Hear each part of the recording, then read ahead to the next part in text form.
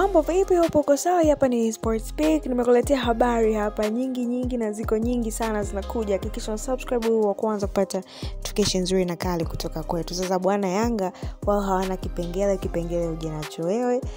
Wao walisema mechi hawachezi na wakaweka na barua, na kulikuwa kuna mfululizo ya wiki ya maneno kama haya.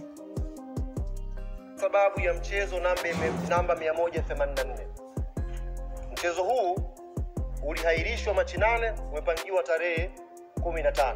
Klabu ya Yanga imesema haitashiriki huo mchezo. Na ndio msimamo ambao uliwasilisha kwenye kikao mbele ya bodi.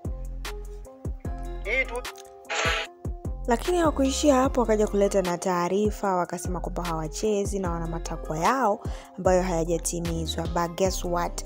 Mara baada ya video nilikutengenezea hapo chini ambayo imetoa taarifa ya bodi ya ligi, msimamo wao ni huu hapa kwamba muda mchache wakaweka hii hapa kwamba kuna Kariakoo Derby tarehe 25 mwezi wa 6 saa 11 jioni uwanja wa Benjamin Mkapa.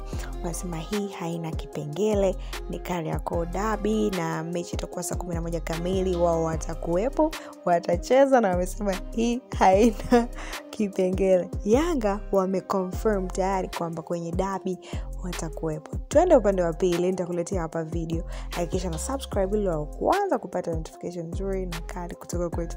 Ila hii kitu ni kama walikuwa shaitengeneza, imekaa vizuri sana design ya Yanga. Uko timu gani na je, mnacheza au hamchezi?